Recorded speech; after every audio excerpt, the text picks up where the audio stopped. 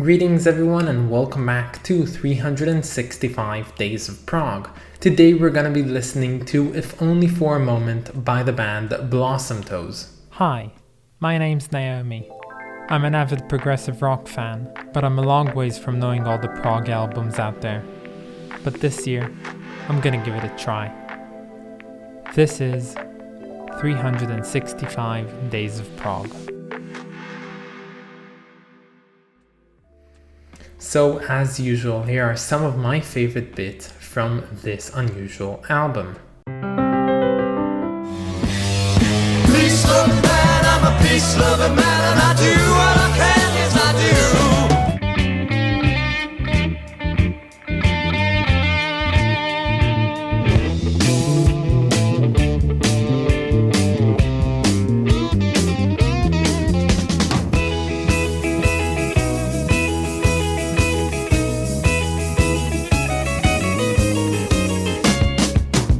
So this is the second and last album by the proto-prog group of Blossom Toes. Now, if you don't know what proto-prog is, it's basically a definition for progressive music that came before prog was actually defined as what it is. So you got bands that we've listened to on here like Touch or Locomotive or Colosseum that all made prog-like music before prog, and we should mention that the turning point did kind of come with King Crimson's In the Court of the Crimson King, and from then on we actually look at them as the forefathers of prog, and everything that came after it is defined in all the different subgenres of prog. And I'm noting this because whenever listening to proto-prog albums, you should always understand that there wasn't a lot of inspiration to take from other prog groups, so you don't have all the classic groups that were inspired by one another like Genesis, Jethro Tull, and Pink Floyd and such others, and you actually have groups that took most of their inspirations from other types of music, mostly jazz, rock, and blues. And I find that this album is fairly experimental. Some things on it stick while others do not completely,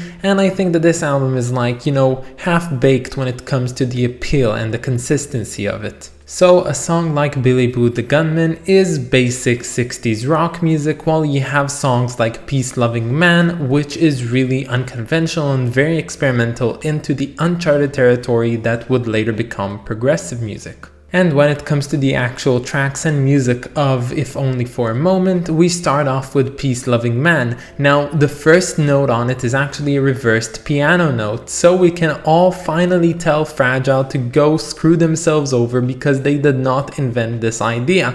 We actually have this album that came beforehand, which starts off with the reversed piano note. And right from the start, the thing that I could most noticeably see is the fact that the music is very complex, almost complex as I would say like Gentle Giant. Now, if you listen to Gentle Giant, you know that their music is very, very intricate and very complex, and I think that's really unlike anything that came back in that time. Now, I'm not exactly sure why, but this album to me feels like some of a dark parody on the Beatles music. Now, you should note that back in those days when this band performed and were going on, the Beatles were still going strong, and for some reason, I don't know, like the psychedelic sounds which are omnipresent on this album really has this Beatles vibe, but everything sounds like it's supposed to sound like them, but in a way that mocks them in a more dark and ominous tone. And maybe what I view as mockery is actually inspiration, and if it is, it's a really odd way of taking inspiration from something.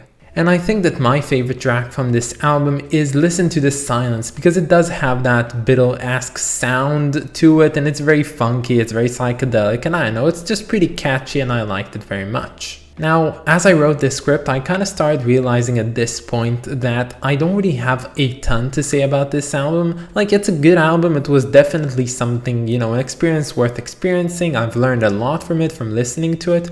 But as a whole, it didn't really leave a mark on me, and I guess that's present in the music and in the way that I review it. So I will finish this off by noting two more things. The first one being about the song Love Bomb. that track specifically has this really, rockish, popish structure to it. It's really structured. It doesn't really go all over the place in the music. It's actually one of the more milder songs on here. But the thing that really struck me as odd is the fact that it has a runtime of almost 8 minutes.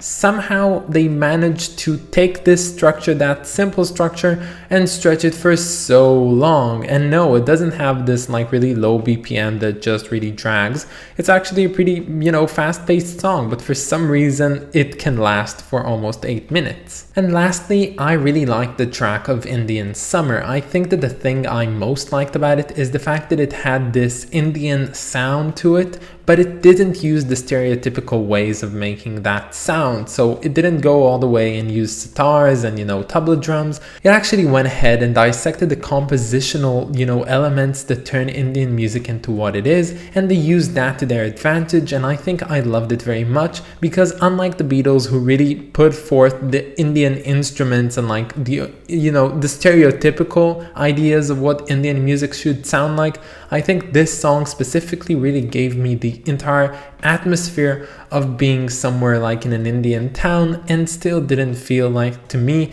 it was a rendition of the West. But yeah, that's all I got for you, so let's move on.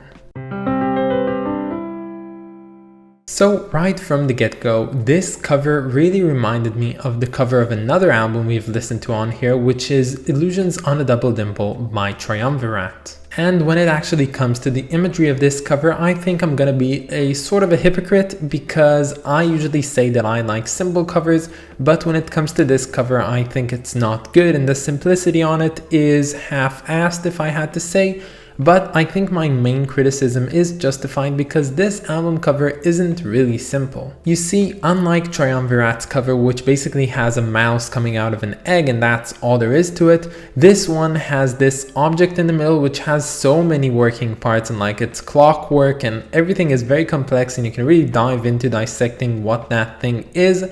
And it's not even the only thing on it. You have like this deck, which actually my girlfriend, when seeing it, thought it was a mixing board. So I don't know, you tell me, what do you think it is? But when seeing this, I actually started realizing that this cover isn't as simple as it is. It like kind of stands on the fence between being simple and being very intricate. So yeah, this is the most complex, simple cover I'd ever seen, and I am not a huge fan of it. So when it comes to the rating of this album, I'm gonna have to give it a good, but not for me, 7 out of 10. But that's about it, guys. I hope that you enjoyed this one, and stay tuned for tomorrow because we're gonna be listening to One Size Fits All by Frank Zappa and the Mothers of Invention. I know you've been waiting for it, so I'll see you all tomorrow. But that's about it, guys. Have a wonderful day, and I'll catch you all tomorrow. Bye, guys.